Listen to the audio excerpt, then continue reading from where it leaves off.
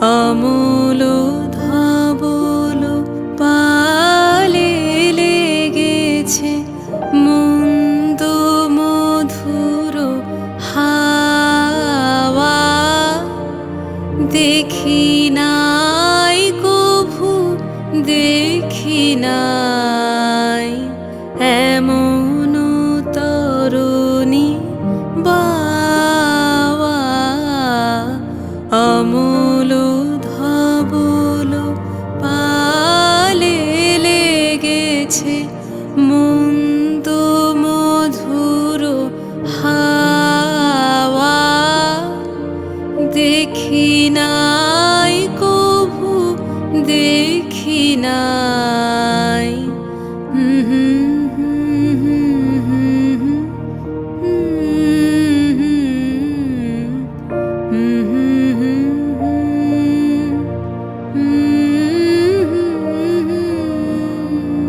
সেটা ছিল 22শে শ্রাবণ। একটি স্কুলে গেছি রবীন্দ্রনাথকে নিয়ে কিছু বলতে। ছোটরা তাদের উৎসুক চোখ নিয়ে তাকিয়ে রয়েছে। হঠাৎ মনে হলো, কি বলবো? যা বলবো তাই যদি এদের কাছে ভুল প্রমাণিত হয় পড়ে। রবীন্দ্রনাথ তো কোনো স্কুল পাঠ্য অঙ্ক নন যে সবার খাতায় একই উত্তর হবে। এক একজনের রবীন্দ্রনাথ এক এক রকম। বাড়িতেও মেয়ে একাধবার জানতে চায় তার ক্লাসের রবীন্দ্রনাথ নিয়ে। হাত ছাড়িয়ে পালাই, কারণ অনেক সময় যে নিজেই বুঝতে পারিনি রবীন্দ্রনাথকে। ধরা যাক সোনার তরী, এই একটা সব গুলিয়ে দেওয়া লেখা আমার জীবনে। হ্যাঁ, আমার জীবনে। অন্যের জীবনে তা নাও হতে পারে। প্রথম এই কবিতাকে আমি কিভাবে পাই? একটা বর্ষার বিকেলবেলার শেষে এক বারান্দায় বসে থাকার সময় কবিতাটি আমাকে দেখা দেয়। আমার বয়স তখন 8। সারাদিন বৃষ্টি হয়ে সন্ধেবেলা ধরে এসেছে। আকাশ স্লেট রঙের কালো থেকে একটু উজ্জ্বল, সূর্য নেই। আমার মা কবিতাটি পড়ছিল সঞ্চয়িতা থেকে উচ্চারণ করে করে। আমার মায়ের কিন্তু কবিতা টবিতা পড়ার ঝোঁক একেবারেই ছিল না। সারাদিন নানা কাজে ব্যস্ত থাকতে হতো তাকে। গল্পের বই পড়ত, কবিতা কখনো নয়। তবে সেদিন মা পড়ছিল কেন? পড়ছিল আমার বাবার কথা মনে করে। এপ্রিল মাসে বাবার মৃত্যু হয়েছে। বাবার ছিল ওই কবিতা বলা, গান গাওয়ার স্বভাব। এক একটা মানুষ থাকে না, সারাদিন বাড়িতেই থাকে, ফুল গাছ লাগায়, বই পড়ে, গান গায়, কবিতাও পড়ে, কিন্তু কিছু করে না। বাবাও সেই রকমই ছিল। প্রায় কালো হয়ে আসা আকাশের নিচে গাছপালা যখন সারাদিনের বৃষ্টিতে ভেজা, তখন সেই কবিতার শেষ লাইনগুলো শুনতে শুনতে আমার মনে হয়েছিল এই কবিতাটি আমার বাবার মৃত্যু নিয়েই লেখা। শ্রাবণ গগন ঘিরে ঘন মেঘ ঘুরে ফিরে, শূন্য নদীর তীরে রহিনু পড়ি, যাহা ছিল নিয়ে গেল সোনার তরী। বুকের মধ্যে কি একটা চাপা কষ্টের গুরু ভার। আমাদের ছোট ওই সংসারের মধ্যে বাবা ছিল একটা আনন্দের উৎস। সারাদিন ছোট ছোট গান, মজা, কবিতা, বাগান এইসব করে অভাবের কথা যেন ভুলিয়ে রাখত। সেই লোকটা চলে গেছে, আর আসবে না। এটাই যেন ওই কবিতার সার কথা। স্নেহ হারানো শোক পাওয়ার কবিতা হয়েই ওই সোনার তরী রইল আমার কাছে। তারপর বয়স বাড়ল। আস্তে আস্তে বইপত্র উল্টাতে গিয়ে দেখি কি ভয়ানক সব তর্কাতর্কি হয়ে গেছে ওই কবিতা নিয়ে। বোকার মতো ওই সোনার তরীকে আমি শোকের কবিতা ভেবেছি কেন?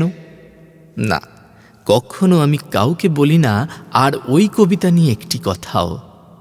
কিন্তু আজও যদি চোখ বন্ধ করে মনে ভাবি ওই তরু ছায়া মশি মাখা কথাটি, তবে আমাদের রানাঘাটের সিদ্ধেশ্বরী তলার সেই পুকুর পাড়ের বাড়ি আর তার গাছ আর চূর্ণী নদীর তীরই মনে পড়ে। সেই বিকেলবেলার শেষটুকুতে ওই কবিতা রয়ে গেছে, যখন আকাশ স্লেটের চাইতে পরিষ্কার ছিল না। আরও আছে, চূর্ণী নদী বললাম না, তার ধারে একটা বটগাছের নিচে বাবার সঙ্গে দাঁড়িয়ে আছি। বাবার মুখে একটা গান, অমল ধবল পালে লেগেছে মন্দ মধুর হাওয়া। দেখি নাই কভু দেখি নাই এমন তরণী বাওয়া। তরণী কি না, নৌকো। নৌকো তো অনেক যায় আমাদের নদী দিয়ে, যেমন যায় কচুরিপানারা। অমলও জানি, অমলদা সব পেয়েছির আসরে ড্রিল করায়, ড্রাম বাজায়।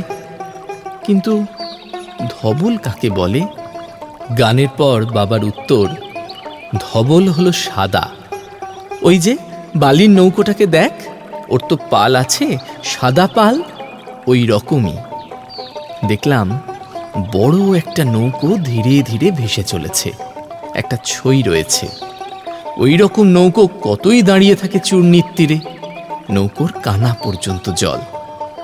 এই নৌকোটায় বড় একটা পাল লাগানো। মনের ভেতরে থেকে গেল সেই নৌকো আর তার পাল তুলে যাওয়া। কিন্তু পাল মোটেই অত কিছু সাদা ছিল না, কেমন ময়লা ময়লা ত্রিপল রঙের চাদর একটা। তখন কত বড় আমি, বছর ৬-৭ বড় জোর। ৩০ পেরিয়ে আলাপ হলো একটি মেয়ের সঙ্গে। সে আসে, কথা বলে, চলে যায়। পরে দেখছি যখনই একা হয়ে যায় তখনই তারই কোনো না কোনো ছবি মনে পড়ছে। হয়তো তার এক টুকরো হাসি, কথা বলতে বলতে হঠাৎ থেমে যাওয়া, কপালের ওপর ঝুঁকে পড়া চুল সরানো। এ কি হলো? আরো কতজনের সঙ্গেই তো কথা বলি, কারো ক্ষেত্রে তো এমন হয় না। সবচেয়ে বেশি মনে পড়ে তার তাকিয়ে থাকা। ভোরে ঘুম ভেঙে মনে পড়ে, দুপুরে ঝাঁঝা রোদে হাঁটতে হাঁটতেও মনে পড়ে। কেন পড়ে? আর কোনো চোখ কি আমি দেখিনি কখনো? বুঝলাম আমি প্রেমে পড়েছি। একদিন এক উঁচু বাড়ির সিঁড়ি দিয়ে নেমে আসছি।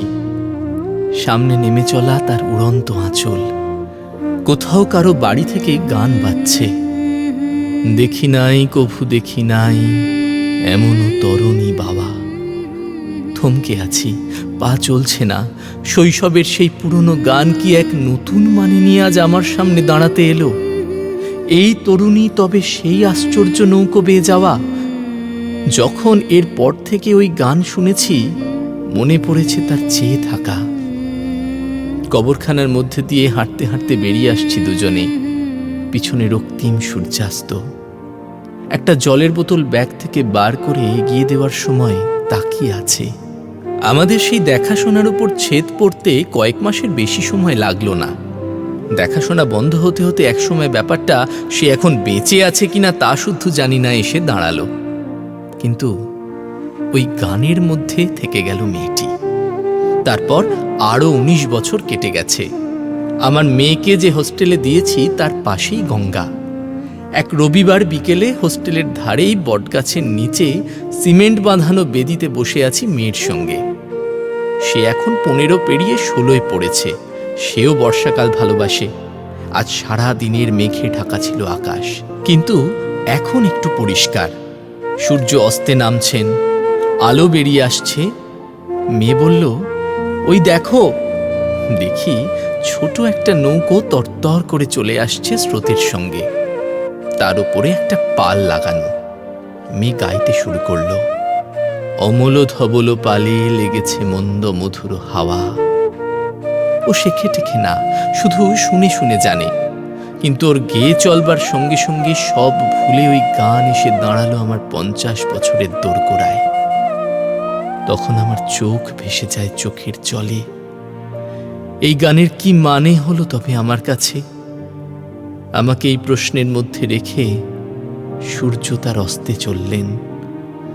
পিছনে ঝরিছে ঝরো ঝরো জল, গুরু গুরু দেয়া ডাকে। মুখে এসে পড়ে অরুণ কিরণ ছিন্ন মেঘের ফাঁকে। ওগো কাণ্ডারি, কে গো তুমি? কার হাসি কান্নার ধন?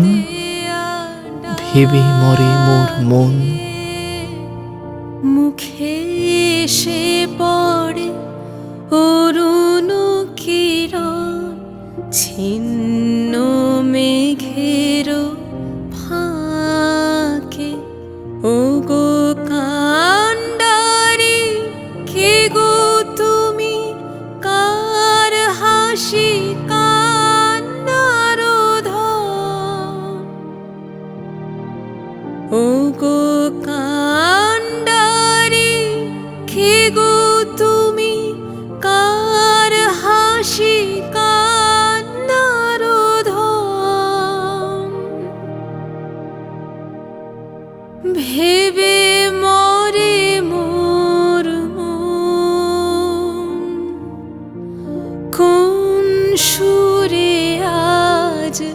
বাঁধিবে যন্ত্র কি মন্ত্র হবে গাওয়া দেখি নাই কভু দেখি নাই এমন তরণী বাওয়া